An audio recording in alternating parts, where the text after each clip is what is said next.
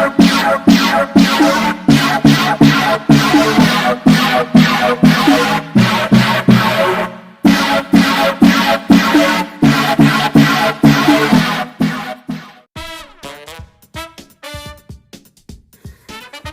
semua, apa kabar? Semoga kita dalam keadaan sehat ya. Berjumpa lagi dengan saya, Maria Ulfa. Pada video kali ini, saya akan menjelaskan tentang sastra anak.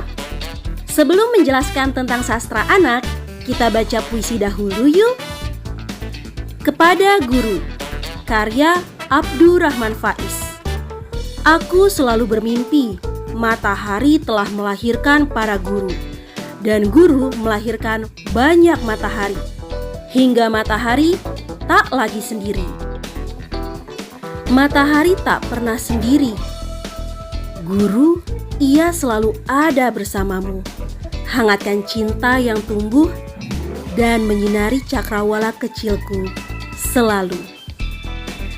Materi sastra anak yang akan dibahas kali ini adalah pengertian sastra anak, ciri-ciri sastra anak, manfaat sastra anak, genre sastra anak, dan yang terakhir adalah tema sastra anak.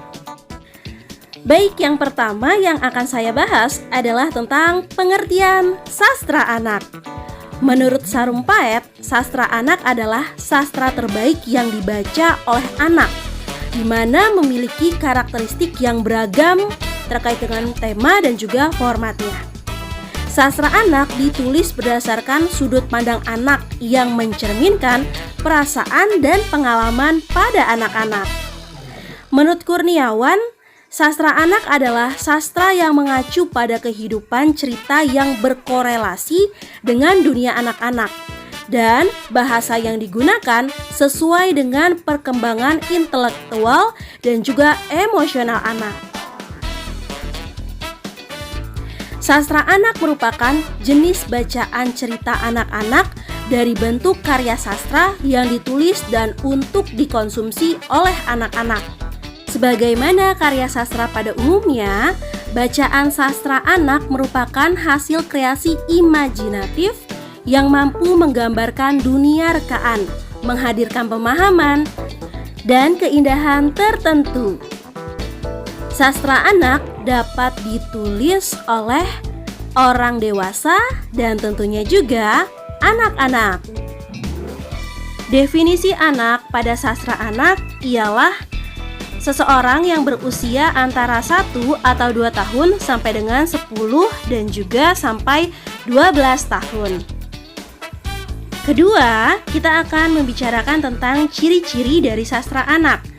Ciri dari sastra anak yang pertama adalah adanya unsur pantangan, penyajian dengan gaya bahasa secara langsung, dan juga fungsi terapan. Ciri yang pertama adalah unsur pantangan. Sastra anak menghindari dari persoalan-persoalan yang menyangkut masalah seks, cinta yang erotis, dendam, kebencian, kekejaman, dan juga sampai dengan masalah kematian. Ciri yang kedua adalah penyajian dengan gaya secara langsung. Sajian cerita pada sastra anak merupakan deskripsi secara singkat dan langsung menuju sasarannya. Cerita pada sastra anak diceritakan secara langsung atau to the point dan tidak boleh bertele-tele. Ciri sastra anak yang ketiga adalah fungsi terapan. Sajian cerita pada sastra anak harus bersifat informatif dan mengandung unsur-unsur yang bermanfaat atau kaya akan amanat, baik untuk pengetahuan umum, keterampilan khusus, maupun untuk pertumbuhan anak-anak.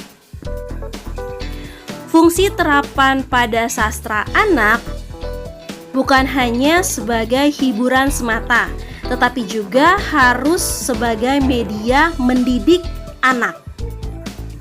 Yang ketiga, kita akan membicarakan tentang manfaat sastra anak.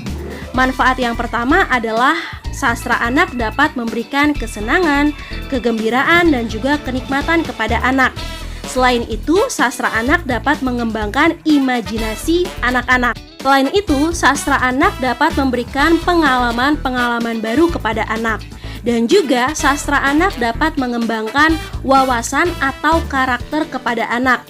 Sastra anak dapat menyajikan dan juga memperkenalkan terkait dengan kesemestaan kepada anak. Selain itu, manfaat dari sastra anak yang lain adalah dapat melatih dan memupuk kebiasaan membaca pada anak, membantu perkembangan intelektual dan juga psikologis anak, mempercepat perkembangan bahasa anak, dan membangkitkan daya imajinasi pada anak. Genre sastra anak sama seperti sastra untuk orang dewasa, sastra anak juga memiliki 3 genre, yakni adalah puisi, prosa, dan juga drama. Pada sastra anak juga membicarakan tentang puisi imajinatif dan juga non-imajinatif. Pada prosa, sastra anak juga mempelajari tentang cerpen, legenda, dongeng, dan lain sebagainya. Pada sastra anak juga terdapat drama, tetapi drama pada sastra anak tidak sekompleks pada sastra orang dewasa. Perbedaan yang mendasar antara genre pada sastra anak dan juga pada sastra orang dewasa terletak pada tema yang diangkat. Untuk tema pada sastra anak menyajikan masalah-masalah yang sesuai dengan kehidupan anak tentunya, seperti cerita tentang kepahlawanan, kepemimpinan, suka duka, pengembaraan, peristiwa sehari-hari, persahabatan, kisah-kisah tentang luar angkasa, penjelajahan, dan sebagainya. Sastra anak juga dapat berkisah tentang apa saja, bahkan yang menurut ukuran orang dewasa tidak masuk akal. Misalnya kisah tentang binatang yang dapat berbicara, bertingkah laku, dan berpikir layaknya manusia. Memilih, membuat, dan menyajikan sastra untuk anak-anak tentu tidaklah mudah. Sebagai orang dewasa, kita harus bijaksana dalam memilih bahan bacaan yang akan kita sajikan kepada anak-anak.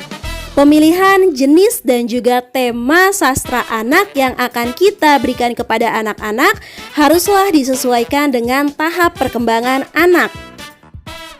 Sekian materi tentang sastra anak. Terima kasih telah menonton video ini. Semoga apa yang saya sampaikan dapat bermanfaat.